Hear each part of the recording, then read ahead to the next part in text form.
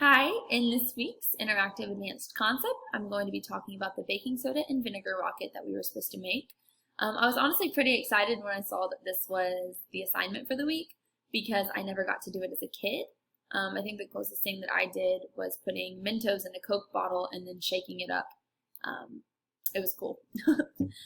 So first I started by gathering the required materials, which were a soda bottle, 3 things that would hold it up like a stand. So in my case, I used pens. I know the little boy in the video used pencils, but I had more pens than pencils, so I used that. I used a paper towel instead of a piece of paper. I couldn't tell necessarily if the little boy in the video was using a piece of paper or a paper towel, but I knew that once the paper towel got wet with the vinegar, that the baking soda would release. So I chose a piece of paper towel.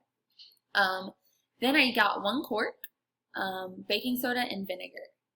So I took this time lapse right here that I'll be playing for the next couple seconds of me preparing everything. So I started by taping the 3 pins to the plastic bottle to form the stand around the bottle so it would be held up.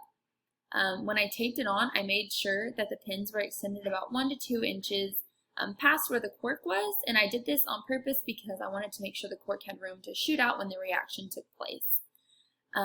I then took a spoonful of baking soda and placed it at the center of the paper towel. I then rolled the paper towel like a burrito, as the little boy did in the video. And then I twisted the ends like a cigar so that none of the baking soda would be able to escape the paper towel, and it would make it much easier to transfer all the baking soda into the bottle instead of making a big mess and then the reaction happening before I could even put the cork in. So after the baking soda bullet was done, I put it to the side and moved on to putting the vinegar in the bottle. I was going to use a funnel, but then I realized that the vinegar I had this really tiny hole where I could easily just pour it into the bottle. And so I just poured the vinegar into the bottle until about the halfway point. And then I took it outside. So I actually, before I took it outside, I had to put some duct tape around my cork. I wanted to make sure my cork would fit in the bottle perfectly before I went outside and tried it with the baking soda. I realized that the cork I got, it came from a wine bottle.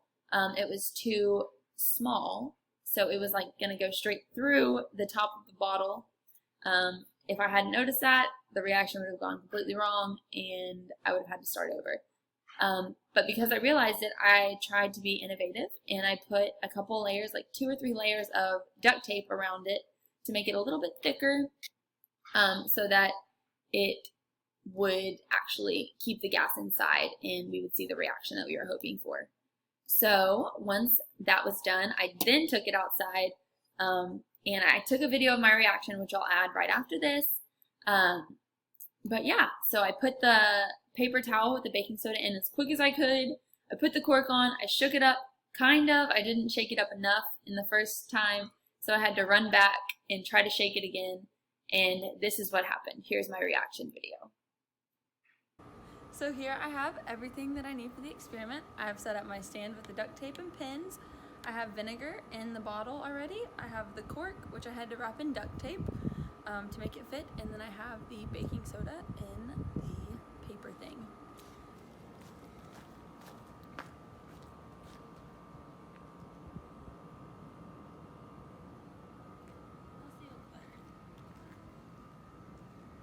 I'm trying to figure out which way it's going to go in easier.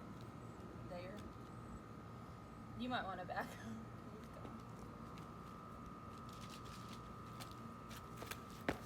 I don't know if I shook it enough.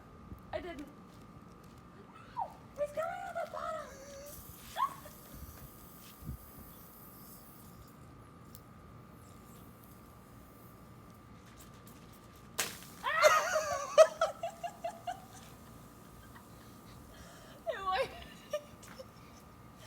So in this experiment, we were looking at the reaction between an acid and a base. In this case, baking soda was the base and the vinegar was the acid. When these 2 things are mixed together inside of a closed container, the gas that is formed by them quickly build up and pressure starts to build up. And once it becomes too much for the container to handle, it busts. So in this case, it pushed the cork out of the end of the bottle because that gas inside was causing so much pressure and it needed to be released. To put this into more scientific term, this experiment undergoes double displacement. So the carbonic acid decomposed and the carbon dioxide gas is formed, which can be seen by the bubbles that form in this experiment. And so just for fun, here is a little slow-mo video from my reaction.